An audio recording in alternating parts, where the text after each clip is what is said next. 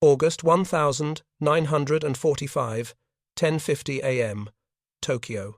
Inside the underground conference room of the Prime Minister's office, Admiral Mitsumasa Yonai, Navy Minister, is seated with the Supreme Council for the Direction of the War, reading fresh situation briefs.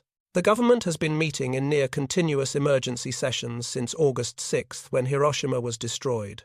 Before we dive deeper, tell me in the comments where you're watching from. Grab yourself a warm drink, maybe a cup of tea or just some water, and sit back as we begin this journey together. Yonai enters this morning, already knowing that Japan's naval war is finished in practical terms, and that the cabinet is now deciding how to end a national catastrophe without tearing the state apart. 3 days earlier, on August the 6th, the United States used a new weapon over Hiroshima. In Washington, President Harry Truman and Secretary of War Henry Stimson had authorized the atomic missions as part of a plan to compel surrender quickly and avoid a costly invasion. They had also accepted that if Japan did not yield after the first bomb, another would follow. That American decision chain is not debated in Tokyo this morning. Its result is what matters. A single aircraft, a single bomb, and a city erased in minutes. Japanese investigators sent to Hiroshima had confirmed the scale of destruction, the pattern of burns, and the collapse of structures across the central area. Yet, inside Japan's high command, there is still uncertainty about whether the United States can repeat the attack or whether Hiroshima was a unique event. Before dawn, on August 9th, another shock arrives. The Soviet Union, until then neutral, has invaded Japanese-held Manchuria in a major offensive.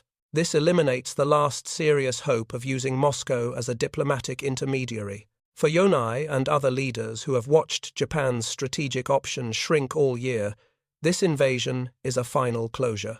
It means Japan now faces two great powers in active war, with no route to negotiation except surrender. The council meeting continues through the morning with the same deadlock that has defined July and early August.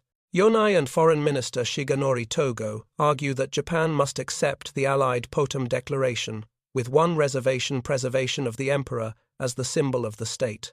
War Minister Korachika Anami and the army chiefs insist on 4 conditions, including no occupation and Japanese control of disarmament and trials.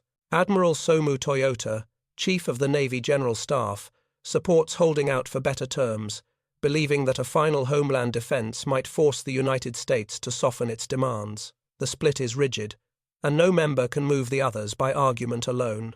Around 11 a.m., while the meeting is still underway, urgent messages begin arriving through military channels. Another city has been struck by a bomb of extraordinary force. The first reports are incomplete. They describe a massive explosion over Nagasaki, heavy fires, and the collapse of wide urban areas. Within hours, reconnaissance flights, radio intercepts, and regional command summaries confirm that Nagasaki has suffered destruction comparable to Hiroshima. For the Council, the meaning is immediate. The atomic weapon was not a single demonstration. It is a repeatable capability that can be used again soon against any city still standing. Yonai absorbs the news with grim clarity. The Navy's material situation is broken beyond repair. Major ships sunk or immobilized, fuel nearly exhausted, trained pilots scarce, and air defense largely dependent on special attack units. He sees that a war once fought over fleet movements and resource lines has turned into a contest Japan cannot influence. With a second atomic bomb, the United States has shown that Japan cannot outlast the air campaign or protect its population against sudden total destruction. Toyota and the hardline ministers react differently. They do not deny the scale of Nagasaki. They question whether America has many more bombs ready, and they cling to the belief that a decisive defense of the home islands could still shape surrender terms. The argument in the room is no longer about whether Japan is suffering. It is about whether leaders will accept surrender now or demand more conditions, even if the price is further annihilation.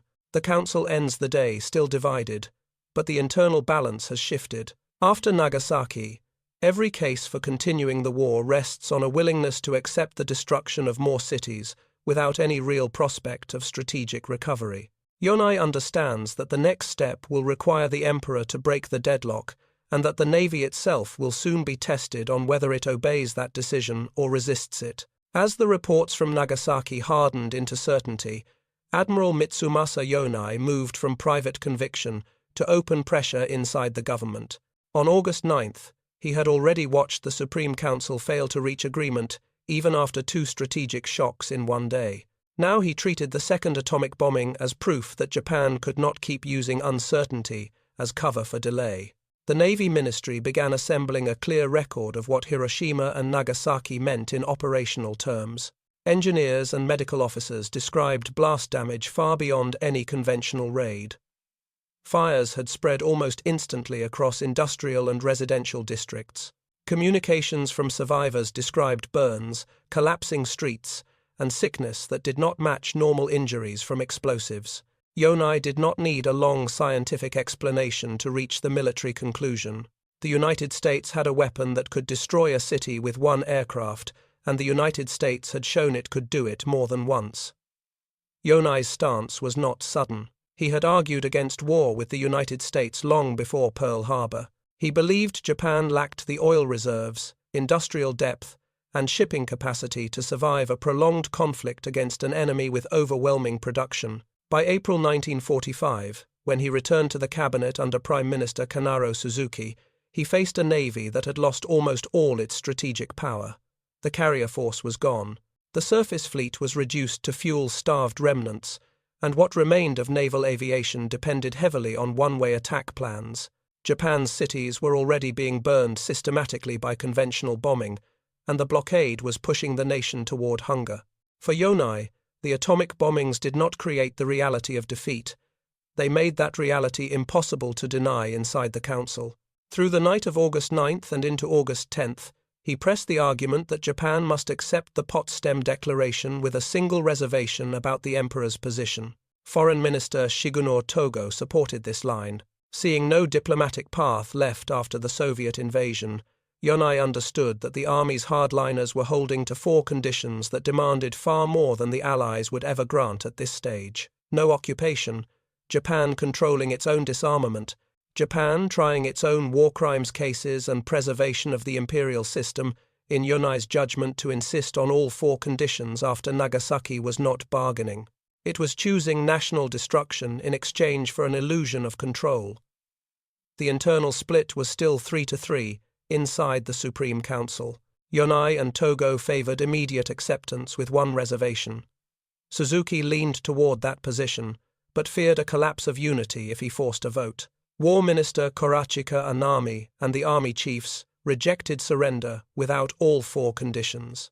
Admiral Suyota remained aligned with them, arguing that Japan should hold out for better terms and that a final homeland defense might still affect the outcome. Yonai's task was therefore not only to state the case for surrender. It was to make clear that the Navy's condition had removed any credible basis for further delay. Yonai framed the atomic bombings and Soviet entry as a combined strategic closure. The second atomic strike eliminated the idea that America might be bluffing or limited to one bomb. The Soviet invasion eliminated the idea that Japan could seek mediation to avoid unconditional surrender. With those 2 facts, there was no remaining lever to pull. Every day of continued war meant more atomic attacks, more incendiary raids, and more famine under blockade with no realistic chance of improving terms. Yonai treated that as a duty issue. In his view, loyalty to the emperor and to the nation required ending a war that could no longer be fought to any useful purpose. At dawn on August 10th, Suzuki took the deadlock to Emperor Hirohito. Yonai supported doing so because the civil-military leadership could not resolve the issue themselves. When Hirohito stated that Japan should accept Potsdam with the single reservation preserving the imperial institution, Yonai accepted the decision as binding and moved immediately to secure Navy compliance. He knew that the final crisis would now shift from debate to obedience. The war still had to be stopped inside the armed forces, and the Navy's choice would matter in whether surrender proceeded smoothly or descended into internal revolt. Even with the Emperor's view now declared, the Navy did not move as a single body. Its internal resistance centered on Admiral Somu Toyota, the chief of the Navy General Staff, and Admiral Takejiro Onishi, his vice chief, and the man who had organized special attack operations on a national scale. Both men had absorbed the news of Nagasaki with full awareness of what it meant, and neither treated it as a reason to stop fighting. Their reasoning was not based on hope of victory. It was based on the belief that surrender without stronger guarantees would destroy the imperial system and strip Japan of the right to define its own future. Toyota had commanded fleets through the final losing phase of the Pacific War. He had seen the Navy's strategic core reduced step by step, carriers lost, air group hoops destroyed, surface forces trapped without fuel, and the remaining ships left to serve as stationary batteries. By August 1945, he was leading a staff that could barely coordinate large operations because aircraft, trained crews, and fuel were almost gone. Yet Toyota still believed that Japan retained one last bargaining instrument, the ability to impose catastrophic casualties during an Allied invasion. Under the Ketsugo Plan, the Navy and Army would concentrate everything for the defense of Kyushu, and if needed, Honshu.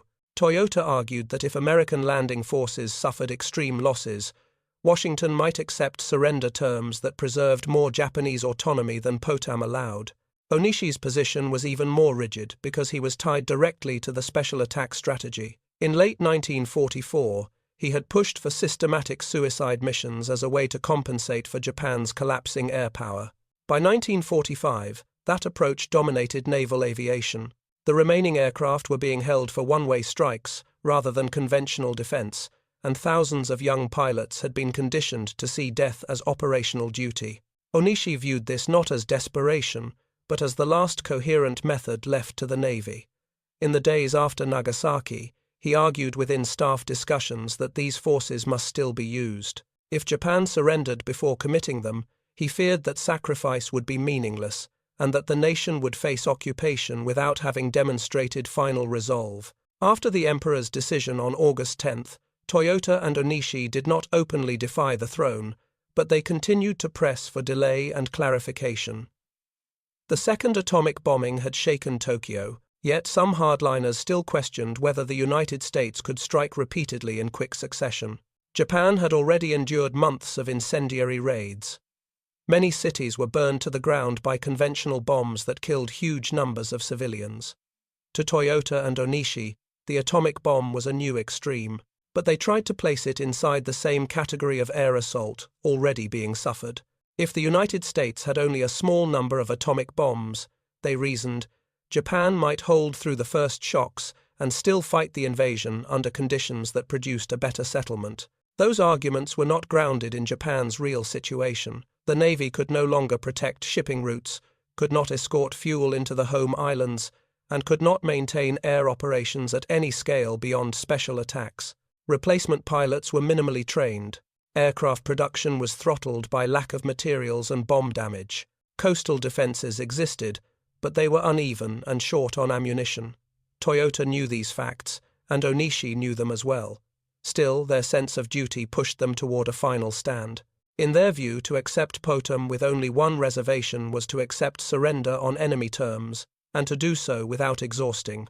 Japan's remaining ability to fight was to abandon the moral core of military service within the Navy.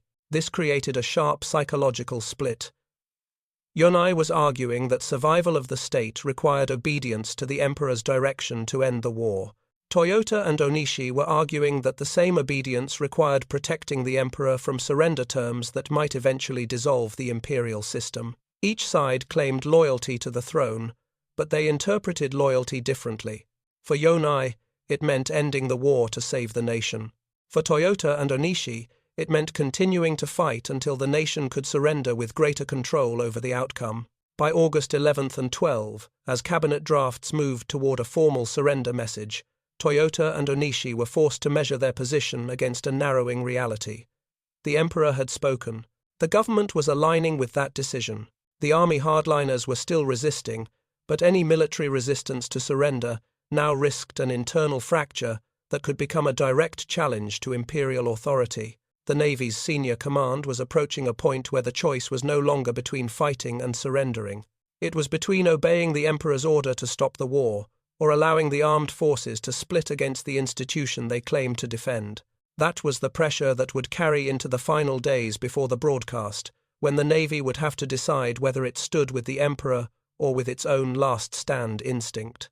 That pressure did not stay confined to Tokyo. It traveled down the chain of command to officers who were still preparing to fight, even while the political decision was moving towards surrender.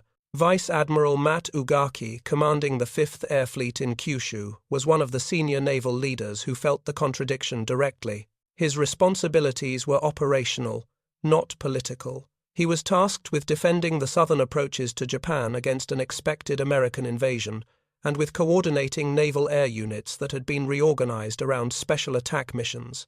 By August 1945, Ugaki's command represented the Navy's last usable air strength. It was also a force in ruin.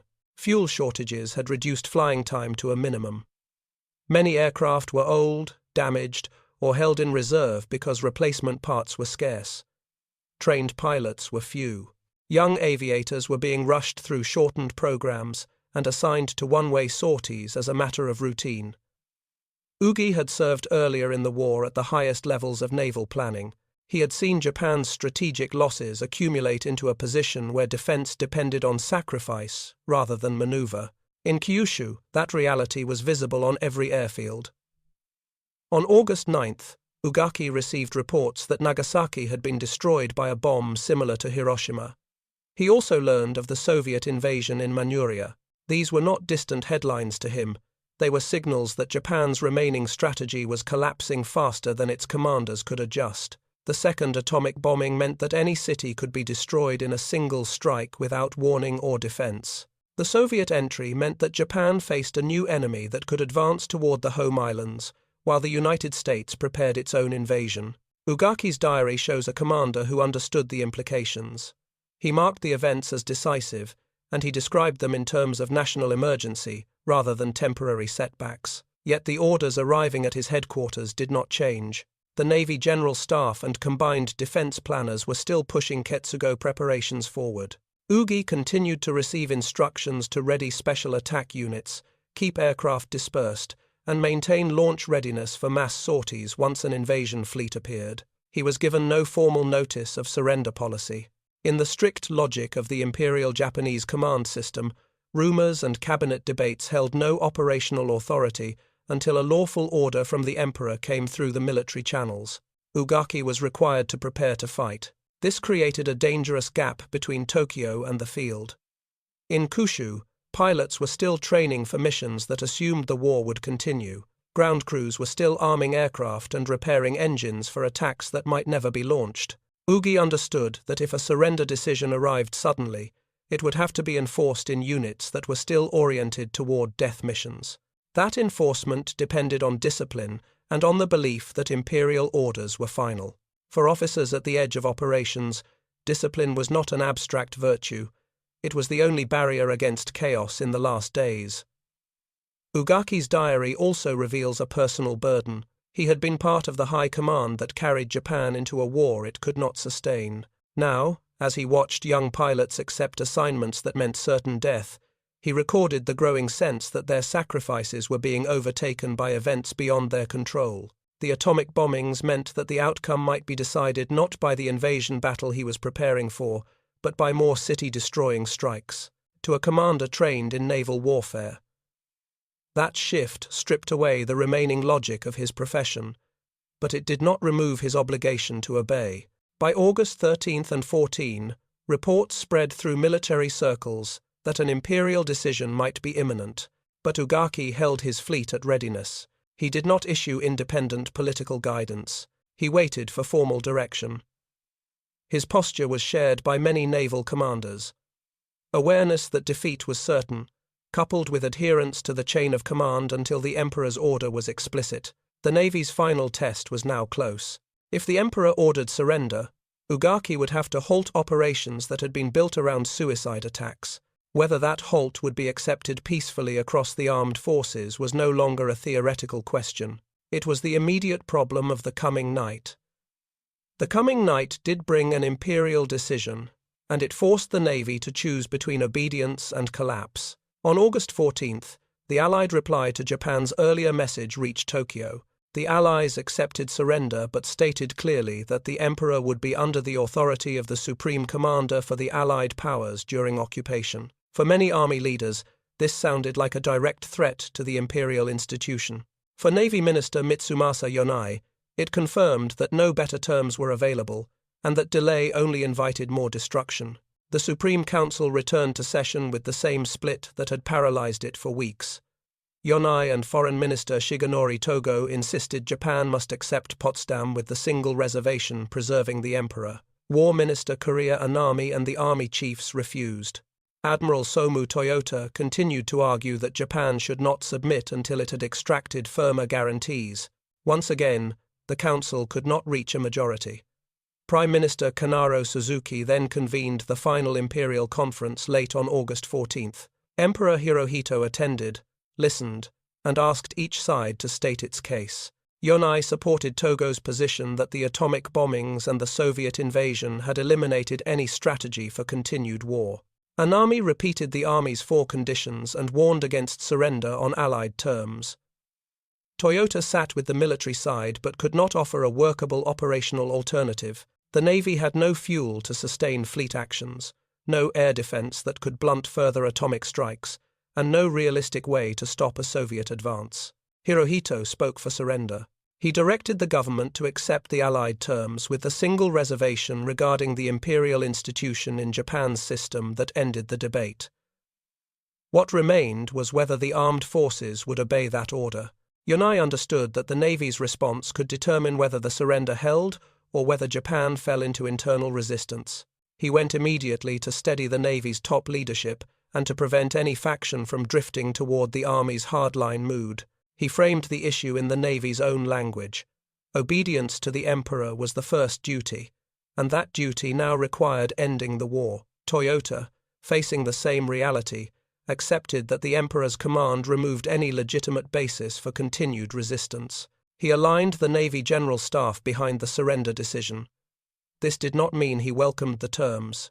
It meant he would not let the Navy become a force against the throne. Admiral Takejiro Onishi also confronted the final choice. He had built the special attack campaign as the Navy's last method to strike the enemy, and many of his pilots were already preparing to die in the homeland battle he believed inevitable. After the Emperor's decision, he did not attempt to block surrender. He urged subordinate commanders to follow imperial orders. For Onishi, this was a surrender of policy, not of loyalty. He believed the war had demanded sacrifice. But once the Emperor ordered peace, sacrifice could not be pursued on personal authority. The night still carried danger. Some army officers attempted to prevent surrender by seizing control of the imperial palace and trying to stop the broadcast of the Emperor's decision. The Navy did not join them. Navy units in Tokyo remained loyal to the imperial order and did not move to support any uprising. The attempted coup failed before dawn. With that failure, the risk of internal civil conflict receded. On August 15th, the Emperor's surrender broadcast reached the nation. For civilians, it ended air raids and the expectation of invasion. For the Navy, it ended a war that had already exhausted its strength and consumed its young men. In Kyushu, Mto Ugaki received the formal ceasefire and surrender orders through proper channels. He halted preparations for further special attacks and directed his units to stand down. Across the Navy, obedience held even among officers who had argued for fighting to the end. This was not because the admirals suddenly agreed on the meaning of defeat. It was because the imperial command made continued war illegitimate. When the admirals learned Nagasaki had been struck by a second bomb, their reaction separated into 2 instincts that defined Japan's last days. Yonai treated the second bombing as confirmation that survival required surrender. Toyota and Onishi treated it as proof of the stakes, holding to resistance until the Emperor's order removed doubt. Ugaki, like many field commanders, waited for lawful instruction and then obeyed. Their final statements were less about words than about actions taken under unbearable pressure. The war ended not through a shared conclusion, but through obedience to authority when strategy had failed and cities were being erased. That is how Japan's Navy crossed its final threshold, and how the internal battle between duty to the state and duty to human survival was resolved. If you want more long, Form W out of history, told with this level of detail and respect. Please subscribe to the